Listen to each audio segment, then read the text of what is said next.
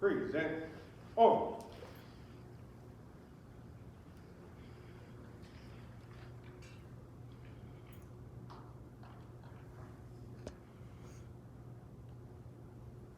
Y'all join me in the pledge allegiance to the American flag, followed with the Texas flag. Pledge Allegiance to the flag of the United States of America and to the republic for which it stands, one nation, under God, indivisible, with liberty and justice for all. Honor the Texas flag. I pledge allegiance to thee, Texas, one state, under God, one indivisible. Order. On. Right. Face. Ready. Step. Travel. On.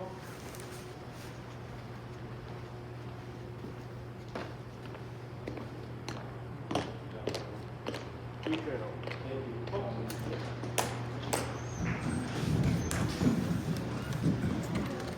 Next item is distinctive character presentation. Present Life Saving Award to Officer Michael Adams. Chief. Thank you, Mayor, council members. Just want to tell you what an honor it is to be here today, to be able to recognize one of our Cedar Hill police officers. As you can see in the back of the room, we have several of his shift mates and several of the officers who day in and day out work diligently to serve this community. And I get the pleasure of seeing and reading about the great things that they do day in and day out. And then today we get to recognize someone who did something exemplary that deserves a recognition in front of this council and the rest of the attendees here today. So I'm just going to read a brief synopsis of what occurred. On October 13th, 2019, at approximately 1 a.m., Cedar Hill units were dispatched to the 1400 block of 10 Mile Drive on an unconscious person. The caller, Jackie Miller, advised that a 56-year-old female, Linda Pinnock, had complained about chest pains and then slumped over in her car. They got her out of a vehicle and placed her on the ground. Dispatch advised that Jackie Miller is a nurse and that she could not find a pulse on Mrs. Pinnock. Officer Adams was dispatched to the scene and arrived quickly. He could see that there was a male having some difficulty performing CPR, so he swapped positions and started chest compressions on Mrs. Pinnock. Mrs. Pinnock started breathing on her own, but the pulse was really faint, and he continued chest compressions for an additional 3 minutes. The onlookers can be heard praying and begging for Mrs. Pinnock to breathe, all while Officer Adams was breathing heavy and struggling to keep a rapid pace of compressions going. From the time Officer Adams arrived on scene, it only took him 18 seconds to make it to Mrs. Pinnock and start the compressions. Cedar Hill paramedics arrived later and advised that they were now able to find the pulse, and they transported Mrs. Pinnock to Charlton Methodist. The fact that she was able to survive this incident is directly related to Officer Adams' quick action, putting his training to use. Of all the training and duties we perform, saving a life, I want to recognize Officer Adams for his life-saving efforts.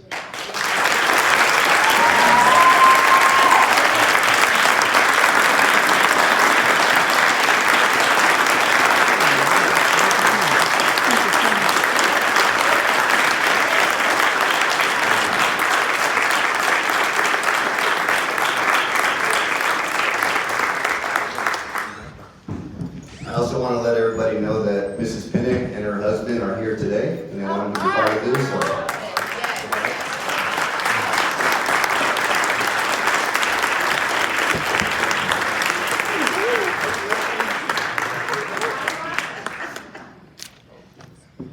I am here today as a testimony. Yes. I'm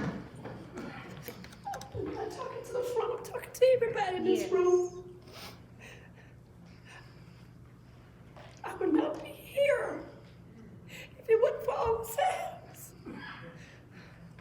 I mean, he came right in, my husband said he came right in and just started and wouldn't stop until they got there, the ambulance got there. And you just don't know how it's a blessing, because when I got to the hospital, they didn't think I was gonna make it. The emergency room doctors said, whoever did that on you saved you, really. He said, because you had lost too much oxygen, and I stayed in the hospital for a week. And my family in the ICU was so crowded, and they didn't know what was going on with me, and then they didn't know if I had brain damage. And he said that I was going to recover. It's the Creator. I was going to recover. And they just really didn't know. And I don't mean to be so emotional, but I just feel different. I mean, as a Christian, but it's like a different type of Christian now. All right. It's a different type of Christian now. I was flatlined 3 times. It's the Creator. And my husband, I know he's going through changes right now, and I guess he want to say something, but I love you, and I love everybody, but I love you for just getting in there and didn't give up on me.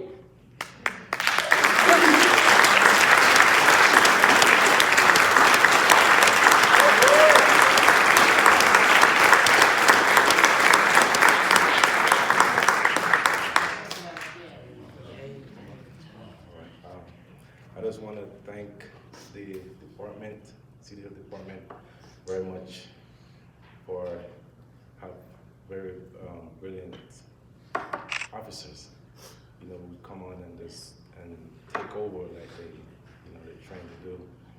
And I just want to thank you very much, because my wife is still here. Yes. Just because.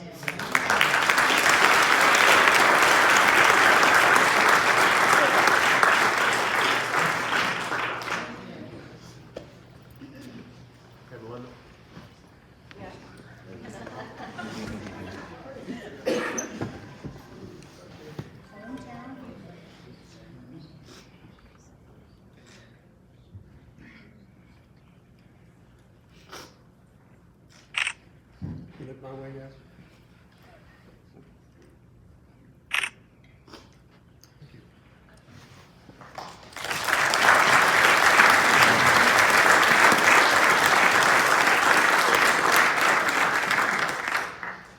Thank you, Chief, for sharing that story.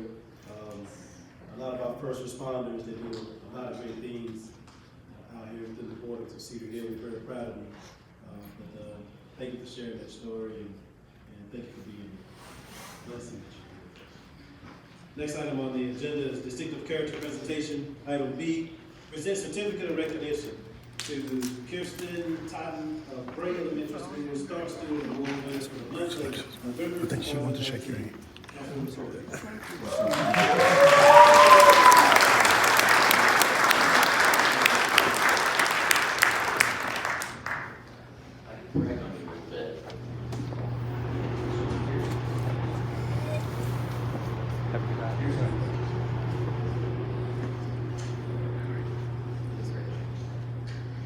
Kirsten Totten is a fifth grader at Bray Elementary School. She has attended Cedar Hill ISD for 4 years. In her spare time, she loves to play basketball, dance, sing, bake, and cook. Her favorite subject is art. Can I talk to you real quick? Yeah. All right, first of all, I'm gonna give you a name. Gotta hold it or no? No, I'll hold it. First of all, so you're Officer Adams? Yes, sir. Can I see your plaque there for a second? Not a problem. Wow. So, you know, officers get a bad rap sometimes. Yes, Okay? yes. And this is one of those good things. This is something you would do for anybody, would you? Definitely. At any time? Yes, sir. Yes, sir. Had you had training in that? Yes. So I've been an officer for almost 10 years now. We get CPR training at least once a year. You know, I do have tactics and, you know, a little bit further than CPR. So I knew upon arriving to the scene, you know, I could tell she wasn't breathing. She was having trouble, and her husband, you know, going through the emotions of seeing his wife going through a situation like that. He was having some issues giving her compressions at the time. So I just wanted to hop in there and do the best I could do to save her life. Well, you did a good job, man. Yes, sir. Thank Yes, sir. you. Thank you so much. Thank you for your service. Yes, sir. You're welcome.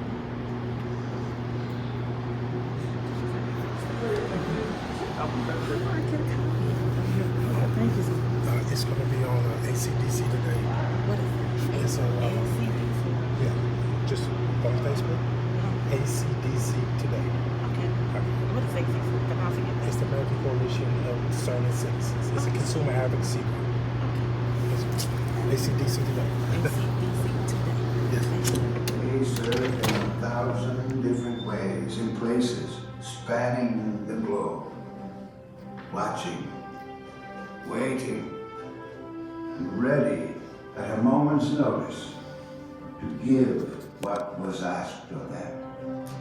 So now, we pause to express our gratitude and love toward those who served. Each swore a sacred oath to protect, and each bravely stood in our place around the world, all so that we could stand secure in the land of the free. Words like sacrifice, honor, commitment, integrity, bravery, and courage hardly scratch the surface of our gratitude for their service. While our words fail against the enormity of expressing our thanks for all you've done, we still raise our voices and honor you in our hearts, which are filled with the deepest kind of gratitude. To all of you, we pause to say, God bless you. And thank you for your service.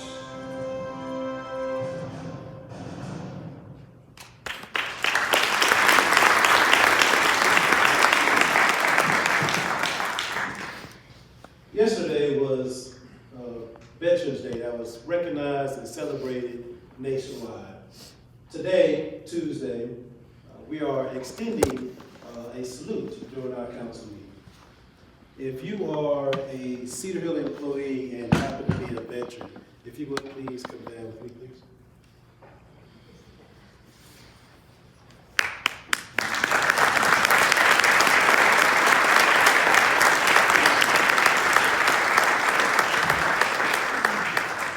Here within the city of Cedar Hill, we are proud to say that we have over 30 employees who happen to be a veteran. But if you are a veteran and you are here in the audience, if you could please stand and be recognized.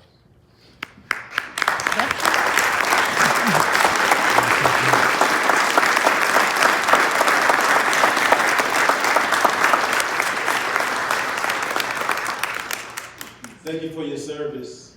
And I have a proclamation that I would like to read to everyone here today. Whereas Veteran Day has its origin in its November 11th, 1918, armistice which brought World War I to a conclusion. The Allied victory of World War I affirmed the strength of great nations acting together for high purpose.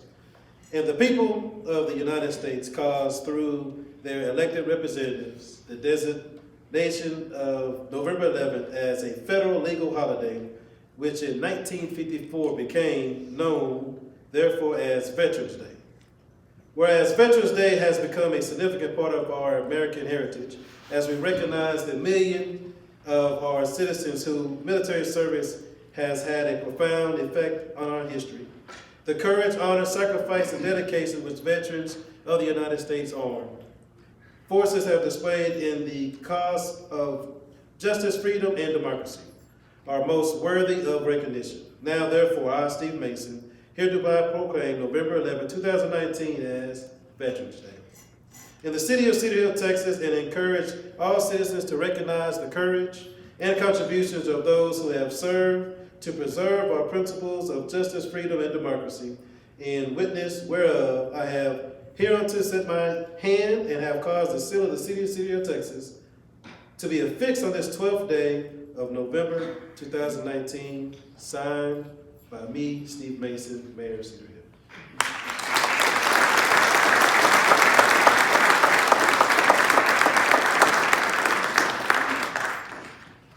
Thank you, Mayor Mason, and thank you to all the veterans in attendance. Earlier at 5:30, we actually had a reception, and there was no agenda agenda, but as true veterans came together, an agenda was created, people shared resources, people shared stories, it was, touched my heart. Veterans, I love you guys. My dad's a veteran, it's in our DNA, and I'm just so proud to be able to start something with you guys. I feel like this is just the beginning of what veterans in Cedar Hill are going to be able to do. So I'd actually just thank you again for being here.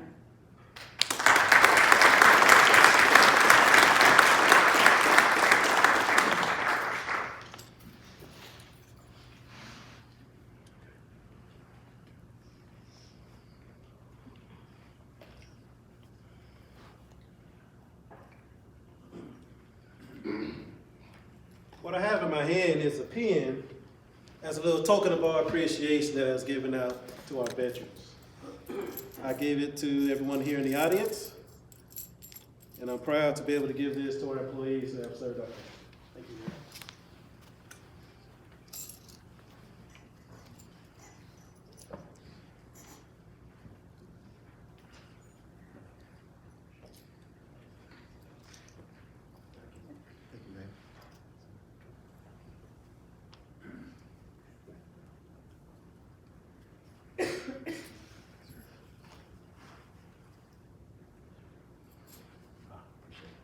I would pin it on them, but we may be here a little longer.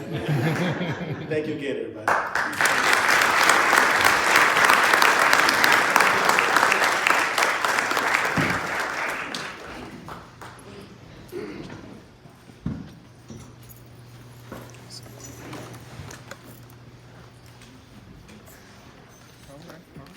Next, we have Citizens Forum. Nope, I skipped it, without proclamation. All right, present a proclamation designated November 13th, 2019 as Geographic Information Systems, GIS. Look forward to working with you. Thank you for your service. Thank you, Mayor. We can't forget about GIS. So they can be prepared to take a lot of pictures. So, Sam Allen, how you doing? So how does it feel to be what's the difference between being a veteran and a Buffalo soldier? Let me get you guys together. Buffalo Soldier was the start of American heroes. These were all black soldiers committed to a black unit in a time when discrimination was at its worst. These guys loved this country, and they were willing to give their life for this country. There were very little alcoholism in that unit, and there were no desertion. That's how proud they were to serve this country.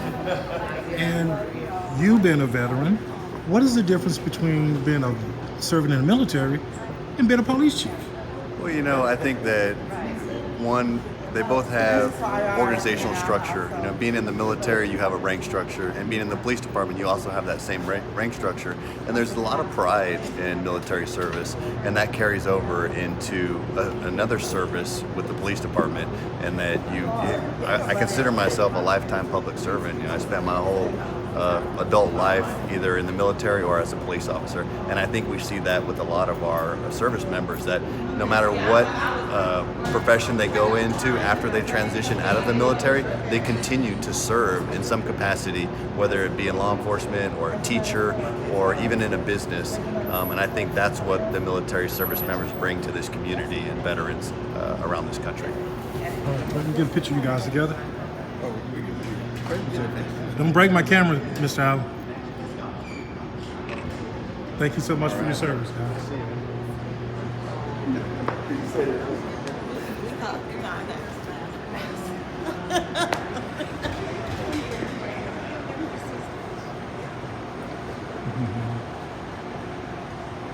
I'm proud of her. I did. Let me get you over here. And we might as well do an interview with you. You're not a veteran, are you? Are you a future veteran? No. Okay, is it okay to do? Okay. This is her mom. I'm actually the principal. Are you actually the So this is her mom. So what did you get the award for? I really don't know. I just You're a star student. What type of award is it? Is what he's asking. You're a star student, right? No, yeah. I got it's for star student. Okay, so it's just come natural for you, don't you? Yes, sir. It's automatically a star student. Yes, sir. No effort whatsoever. Eh, Yeah, a little effort. But congratulations, Thank and you deserve that. I can see it all over. You did not get the award for being the best speaker. You got it for being a star student. Thank you. Mom, I know you're proud of her. Oh, of course, I am. Smile. Does she give you much trouble? She doesn't. She doesn't. One of the good ones. Huh? Typical 11-year-old girl. You have any boys? Yeah, she has a twin brother. Wow, and this a little different, isn't it? He's a little different. Your brother's a little different. That's a boy for you. Yeah. Thank you so much, and God bless you. Thank you. Same to you. All right. Absolutely. He's the principal at Bright. Yeah. So as the principal, being a veteran, okay, and I don't know what was your MOS in the military? Finance. Army National Guard. So you weren't out there in the field, right? No, well, but here's the thing: somebody got to make sure that everybody's paid. Because at the end of the day, you serve your country, but it is still your job, and so somebody has to make sure that you pay. Because if the check doesn't come in, everybody's unhappy. You are a very important from the piece general of all the way down. So no, I didn't mean to discount your service, that's fine. but I was going to ask you a question. So I guess doing finances for military and handling the finances of a school. Yes.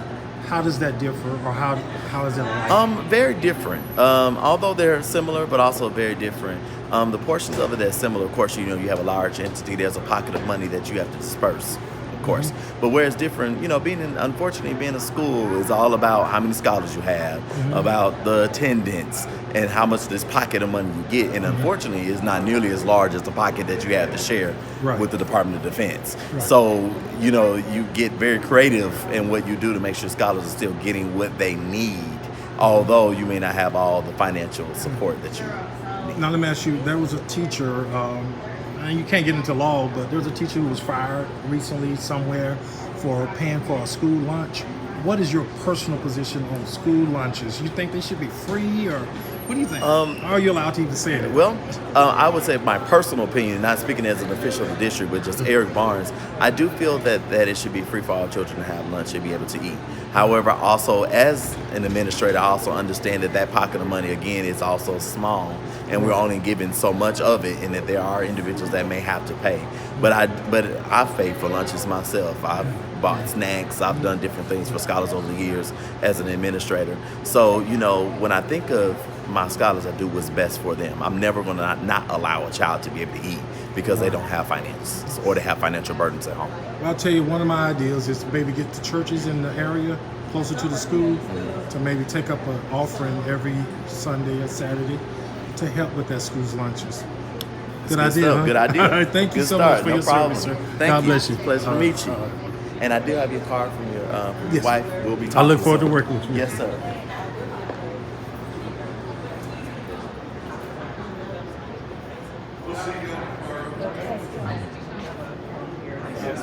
How you doing? How you doing? I raised my children. We had all the pictures in the phone that night, so we couldn't get nobody. And look, they don't remember. Yeah. You already spoke with him. Yeah, he did 3 minutes. Yeah. It's like, oh, yes. Thank you.